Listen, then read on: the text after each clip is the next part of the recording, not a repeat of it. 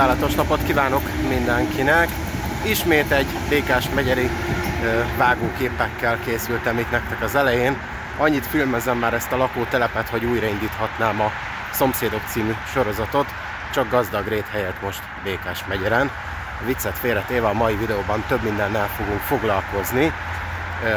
Lesz itt közlekedési, illetve városépítészeti téma, hiszen tudjátok, hogy ez a kettő az én nagy hobbim, és imádok foglalkozni a városépítészettel, valamint a közösségi közlekedés alakulásával.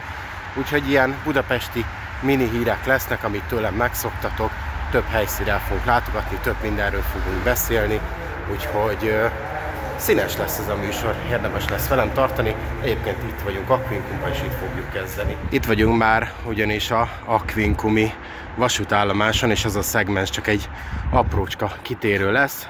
Ugyanis eltűntek innen a menetrendi kijelzők, és hát gondolom karbantartás miatt nem kell rosszra gondolni, de elsősorban gondolhatnátok rosszra is, ugyanis az történt, hogy a mi kedves Lázár Jánosunk gyakorlatilag a MÁV weboldaláról eltüntette azokat az információkat, amik a késésekre vonatkoznak, és hát gondolhatnánk, hogy ezért tűntek el innen a kijelzők is, hogy ne lássuk, hogy késik a vonat, ne tudjunk mihez viszonyítani. Egyébként meg lehet nézni a Budapest Go-ban is az elővárosi vonatokat, és én is láttam, hogy már 1 perc késésben van, ugye mindenféle hülye indokkal. Lényegtelen, egyébként nyilván nem ezért tűntek el, valószínűleg karbantartás van, csak gondoltam, ezzel nagyon szépen illusztrálni tudnám a vasútnak a mai helyzetét, és hát az a terv, hogy mi tovább megyünk most Újpestre, majd aztán elmegyünk M3-as metróval a Göncz-Árpád városközpontra, ugyanis szeretnék egy másik témával foglalkozni. Reméljük, hogy nem fogy ki az üzemanyag. Milyen szerencse, hogy még villamosították ezt a vonalat 2016-17-ben, úgyhogy nem lesz probléma. És ezt azért is említem meg, hiszen a MÁV-nál most már olyan problémák is vannak, hogy kifogy az üzemanyag a motorvonatból, és megáll a semmi közepén. És hát nyilván itt nem biztos, hogy a kormányzatnak volt felelőssége, lehet, hogy emberi mulasztás, tényleg nem szeretnék senkit okolni történtekkel, csak gondoltam, elmondom, ha már itt vagyunk.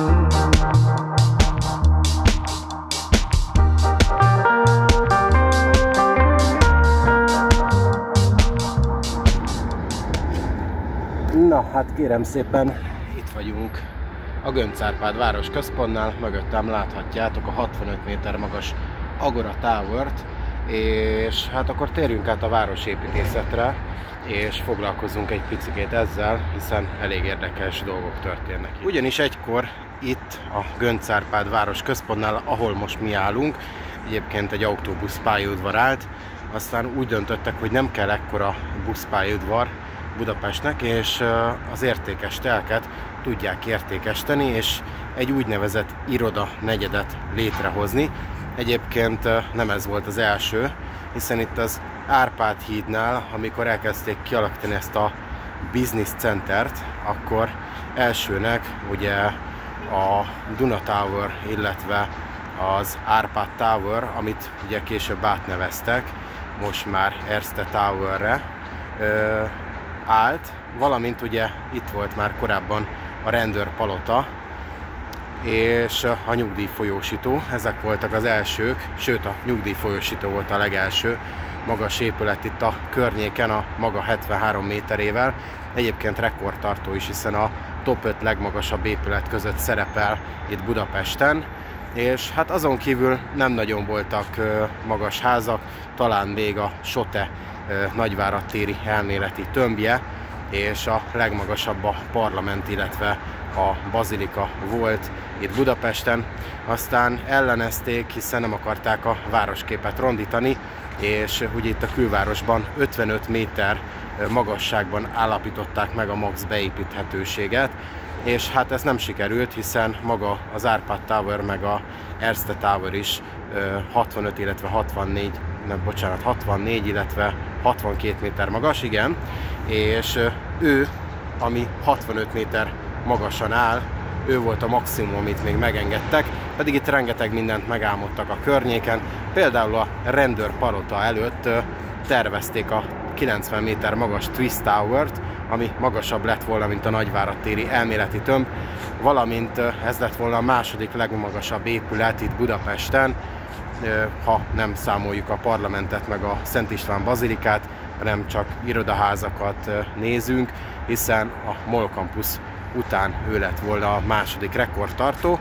Na már most a Twist Tower nem is valósul meg, és áttervezték, hiszen nem akarták, hogy belerondítson itt a városképbe, és két kisebb tömböt terveztek, de ebből még a mai napig semmi nincs. Viszont a 90 méteres magasság meg fog valósulni, méghozzá itt mögöttem. Ugyanis ezen a területen épül az MBH, magyarul Mészáros Banknak a székháza 3 toronyházzal, ami 3 különböző magasságú lesz. Itt például a Raiffeisen tornya mellett lesz egy 90 méteres, mellett egy 78 méteres, és lesz egy kisebb, ami 65 méter körül lesz. És eredetileg felhőkarcolót terveztek ide, amikor megálmodták ezt a új városnegyedet, ugye az Agora City-t, csak akkor még a látványterveken ugyanilyen épület szerepelt, tehát ugyanez a design, most viszont teljesen más fog ide épülni, amiről a látványterveket is láthattok, ha beszúrom nektek, és egyébként 2026 végéig fogják ezt kivitelezni. De hát úgy tűnik, a kormány közeli rokonoknak mindent szabad, és nekik egyből megadják az engedélyt, hiszen komoly viták voltak még a MOL Campus építésénél is, és nem ez lesz az utolsó, hiszen ugye, ha minden igaz, akkor Rákos rendezőre is, most nem tudom, hogy áll ez az ügy, hogy sikerült-e tiltakozni ellene, vagy meg fog-e épülni, vagy ott épül-e meg, vagy máshol. Ugye eredetileg terveztek a Rákos rendezőre is most egy 220-240 méteres felhőkarcolót, ami gyakorlatilag 100 méterrel magasabb lenne, mint a jelenlegi MOL Campus, és már rengeteg videóban foglalkoztam már a témával, és rengetegszer elmondtam a véleményemet, és sokan írtátok, hogy nem helyeslitek az ilyen építkezéseket, hiszen Budapest egy történelmi város, és nem valóak ide az ilyen jó magas üvegpaloták.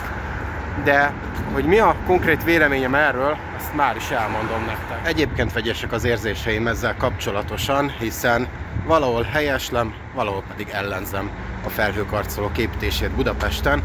Hát akkor nézzük meg, hogy mi a pro és kontra érvem mellette, illetve ellene. A pro érvem, hogy azért van szükség azért felhőkarcolókra, hiszen egy-egy, hogy mondjam, világhírű, nevesebb, nagyobb cég, mint például bankok, vagy kommunikációs szolgáltatók, illetve tényleg hatalmas cégóriások be tudnak költözni egy viszonylag kis telekre, viszont hatalmas négyzetméter számmal, hiszen gyakorlatilag, ha beköltözek egy ilyen 20-25 emeletes épületbe, és központot létesítenek, akkor rengeteg olyan irodaház, ahol eddig voltak szétszórva, azok felszabadulnak. Ezeket az irodaházakat pedig szépen, ha lenne eszük, eladnák, lebontanák, és lehetne megfizethető lakásokat építeni a helyén, így újabb lakóparkok jöhetnének létre, már nem olyan, mint a Marina City vagy a többi, ahol a multimilliárdosok költözhetnek be, hanem megfizethető lakótelepek, mint például, ami itt mögöttem is van. Hát jó, már nem, nyilván nem ilyen panelházzal, de megfizethető áron, és ez igazán segítene az ingatlan piacon, bár ugye tudjuk, hogy nagyon sokan még ilyen lakásokat is befektetési céllal vesznek, ami azt okozza, hogy gyakorlatilag fölmennek az ingatlan árak, hiszen rengetegen megveszik, kiadják Airbnb-be, vagy kiadják albérletbe, ezen nyerészkednek, és nagyon sokan azért nem jutnak megfizethető lakáshoz, hiszen fel kell tolni a lakásárakat, mert nagyon kicsi a kínálat, és hatalmasra a kereslet. Úgyhogy ilyen szinten is a bankok járnak jól, hiszen ti felveszitek az ilyen-olyan jelzálog hitelt, és fizethetitek életetek végéig olyan áron, mintha kivennétek albérletbe, ami szintén csak a főbérlőknek, tulajdonosoknak hoz előnyt, hiszen akkor már rengetegen az ő zsebüket tömik tovább, így még több lesz az albérlet, és ez egy ördögi kör, amiből nehéz kikeveredni, úgyhogy igen, rohamosan kéne építeni lakásokat, és mindenféle befektetési céllal nem szabadna őket eladni, vagy legalábbis korlátozni kéne ezeket. Másrésztről pedig azért ellenzem, hiszen rondítja a városképet, már hogyha közel épül a belvároshoz, hiszen Budapestnek van egy olyan adottsága, hogy tele vagyunk hegyekkel, itt a Budai hegység, és rengeteg helyen hiába a város szélén épül meg, rá lehet látni ezekre a hatalmas tömbökre, és azért amikor eljön ide egy külföldi és kifizet azért rengeteg pénzt, hogy megnézze a történelmi belvárost, akár a Budai vár előtt, akár fölmegy a Erzsébet kilátóba, akkor nem egy irodaházat szeretne látni, nem egy Manhattant, hanem szeretné látni az európai történelmi belvárost, amiben egyébként nagyon-nagyon előnyben vagyunk, bár az utóbbi években gyakorlatilag tönkretették a tájképét a városnak. Ellenben olyan szempontból jó dolog, hogyha új városnegyedeket építenek, hogy rengeteg eddig lepusztult terület nagyon szépen meg tud újulni, és például jó példa erre a Vizafogó park, amit szintén megcsináltak, tehát nem csak ezeket a irodanegyedeket vitelezték ki, hanem ilyen csodaszép parkokat csináltak, hogy a lakóknak is visszaadjanak valamit, és az ilyeneket díjazom, és még több ilyenre lenne szükség. Az irodaházakkal pedig valahol egyetértek, valahol nem. Ugye ezt elmondtam már, amikor a Bosnyák térnél is jártunk, hatalmas nézettséget elért az a videóm, hogy gyakorlatilag az irodaházaknak a mai világban, ahol rengetegen home office-ba dolgoznak, semmi értelme nincsen, max, hogyha egy-egy nagy cégnek a központja üzemel ott. De természetesen mindezt laikusként mondtam el, tehát nem értek az ingatlan értékesítéshez, meg az építészethez, úgyhogy én a saját meglátásaimat osztottam meg veletek, hogyha van közületek olyan, aki tényleg szakértő ebben, és nem csak annak vallja magát, az írja meg, hogy mi ezzel a probléma, és hogy hogyan lehetne megoldani Budapest lakhatási válságát valójában. Egyébként én annak örülnék, hogyha régi, nem használt gyárterületeket számolnák föl, és odaépülnének megfizethető lakások, hiszen azoknak már nincsen funkciójuk, sokszor üresen állnak, viszont ugye, ha azt elkezdik kármentesíteni, akkor majdnem, hogy ugyanolyan drágán lehetne hozzájutni, mint akár egy zöld területen, zöld mezős övezetben épült lakóparkhoz. Egyébként még érdekesség, hogy itt van mellettünk ez a lejárat, ha jól látjátok, és van itt egy paraván. Eredetileg, amikor ezt az Agora City-t megtervezték, akkor arról volt szó, hogy innen, vagy legalábbis úgy látszik, hogy innen lehetne bejutni az aluljáróba, ezt a mai napig nem sikerült megvalósítani. Reméljük, hogy amikor fölhúzzák ezt a monstrumot, akkor már egyúttal azt is megoldják, hiszen akkor ez a úgymond business negyed készen lesz. Most viszont visszatérünk a vasúti témára, és mutatok nektek egy érdekességet a Déli körvasúton, hiszen megépült egy új hídelem.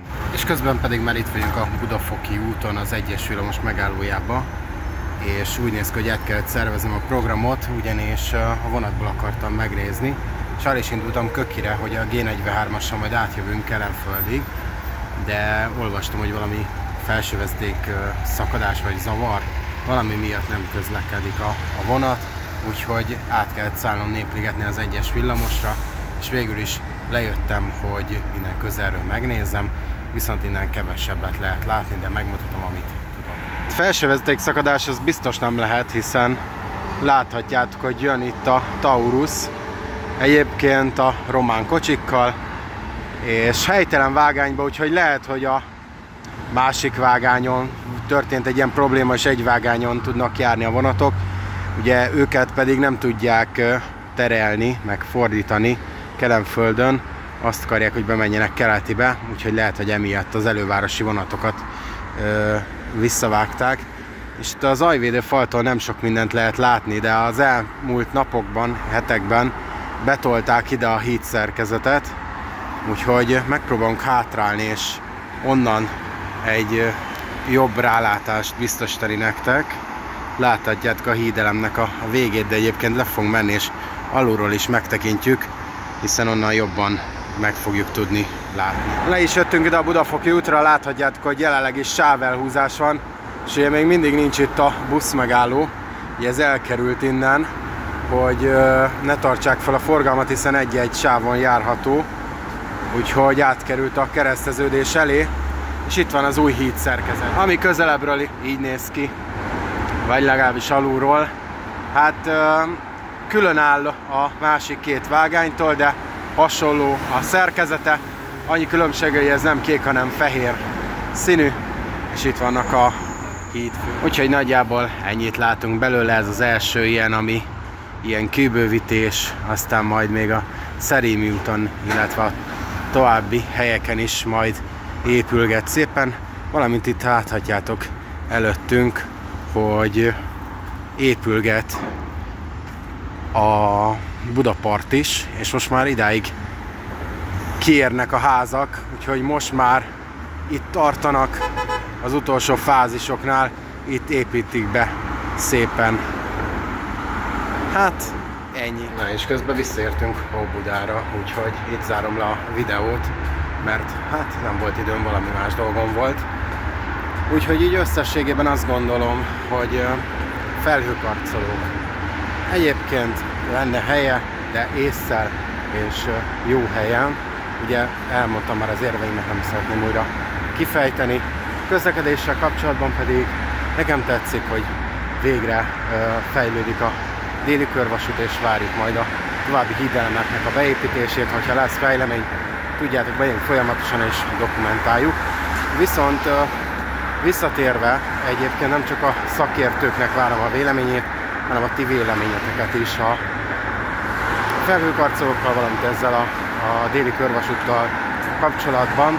Úgyhogy írjátok meg, lájkoljátok a videót, ha tetszett, és iratkozzatok fel a csatornára, hiszen már nagyon közel vagyunk a 3000-hez.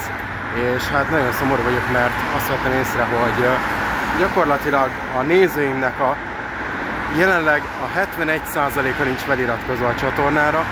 Folyamatosan nézem a statisztikákat, az elemzéseket, és ezt nagyon szomorúan láttam. Úgyhogy iratkozzatok fel, tényleg, ha nem akartok semmiről lemaradni, és találkozunk legközelebb is. Addig is legyetek jók, innen elbúcsúzom. Sziasztok!